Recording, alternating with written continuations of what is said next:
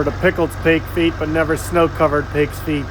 We gonna go feed some moo-moos. No kids with me this time though. One's in school and the other one says it's too cold out. I don't blame him.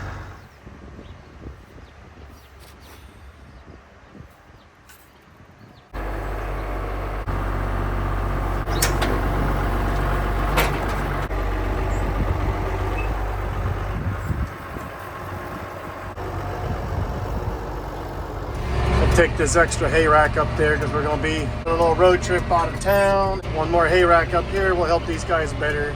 Pony and the calf down there won't do that much damage to that bale just for a couple days. Not that bale, but the one we're going to bring down for it.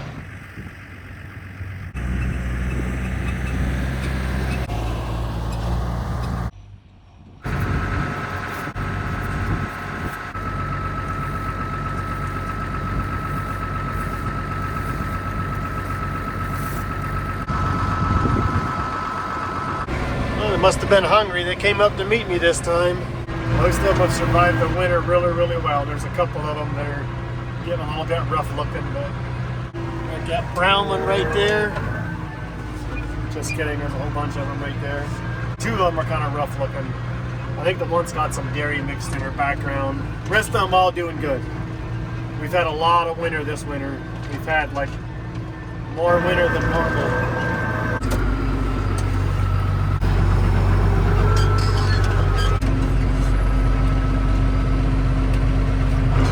First one out of probably 7 or 8 I'm going to bring down. Good handful because we're going to be taking us a short little family trip. Going down to Florida to record another podcast. Given from Rise and Above. Let y'all know when it posts. I'm assuming that it'll be more of talking about the same thing we did on the other ones. Talking about death row, deaf people, and Amish people. A couple of you found me because of those podcasts, so I appreciate you subscribing. Welcome to the channel. I don't talk about a lot of death row stuff. I don't talk about any of that stuff here. But if you're just looking for good old farm stuff and some trucking stuff, a few Amish jokes, you're at the right place.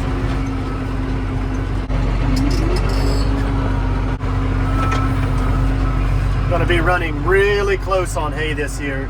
I think we might have to end up buying a little bit more. About 26 more bales I can go pick up over here at this guy. That leaves us to, we started out with 226 total. We have fed, I believe I said the other day, 145. So that leaves us with what, like 80-ish bales. Don't check my math, that's a rough number. Roughly 80 bales left. I don't think that'll quite get us there. If the weather, like right now, quits with all this crazy white stuff and it warms up pretty nice, then probably we'd be all right getting through the year. But if the rest of the winter goes like this first part of the winter, we're not gonna have enough to buy another maybe 30 or so up from somewhere. Hey, Montana. Hi, bottle baby.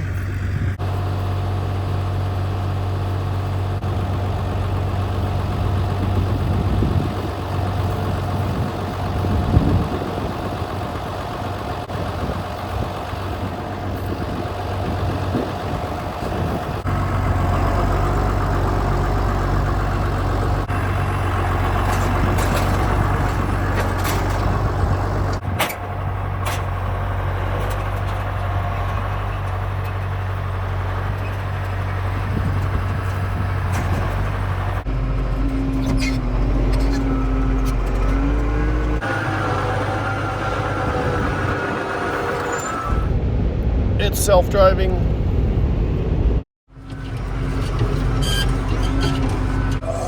Excuse me. Between all the snow and the freezing and the melting and feeding them down here in the hole all winter, we got it pretty beat up. That's alright. We'll grade her all out in the spring and make her all nice and smooth and waterproof. The hay rack is froze down. I can't get it to break loose, so Toss that bale right in over top of it. Let her sit. Now that I'm looking at it, I can see there's ice where it's been melting and running down, and that whole bottom pipe of that thing is frozen to the ground. Plan B. Plan B. Man, is this bumpy down in here. There, now you know what I feel like in my brain. If you don't like the audio here, I have a contest going with myself. It's not a contest, but a goal. I've now reached 100 subscribers. Thank you to 104 of you. Once I get 3 of these like 10-minute-ish videos in a row that reach over 100 views, I will go spend some money and buy me some nice microphones so that the audio doesn't sound like this or sounds like all that staticky crap sound. Play the video all the way through and then go play it all the way through again and again and again and again, and then share it with 3 of your friends. Even if you don't think they're gonna like it, share it with them anyway for 3 videos in a row so that they will at least start watching it and it'll count as a view. And then I can go buy me some nice microficators.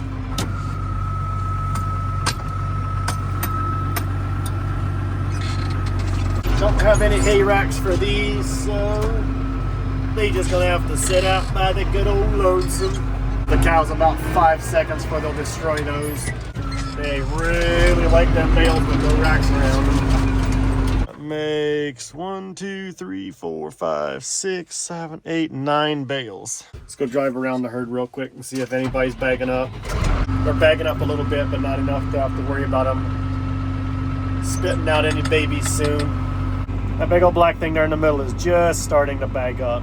I think that black steer right there is starting to bag up a little bit too. Definitely gonna have to watch him when he goes into labor because he's never had a calf before, so make sure there's no problems on the birthing on that one.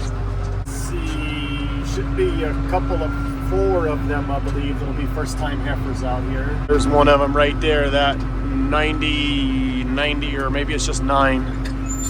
See if I can sneak up behind her and get you a nice little booby shot. That cow right there, a little bit of white on her bags right there. She definitely bagging up some. She's even swelling up a little bit in the back, so she might not be, we might have her, she might be calving within a few weeks.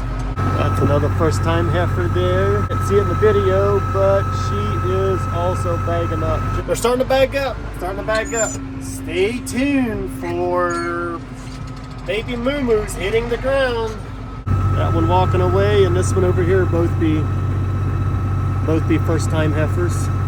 First time heifers make me nervous. We've had really bad luck with them. Most times people will breed them as a yearling to calf as a 2-year-old. I don't know why, but we've just had bad luck with them that way. So we're gonna try these as 2-year-olds coming 3-year-olds and see how that changes it. Let me tell you what, these Pete Montees crossbreeds really hold their weight very, very well during the winter. Look like they grass-fed all winter long, baby. Think we lived in Florida. Lost my back bale pulling in here. Oops, gotta go get that one. Apparently, I lick delicious. We'll take one home, we'll drop it in there for the pony, the goats, and the calf, and we'll be done with the hay for the day.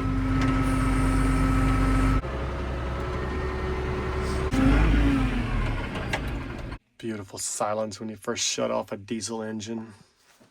All right, come on, buddy. Here, buddy. Come on, Kathy.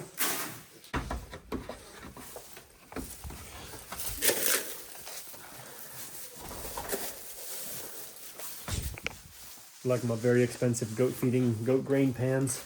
In case you watched the last video, that goat cleaned out her afterbirth. She seems to have readapted fine back to life pre-babies.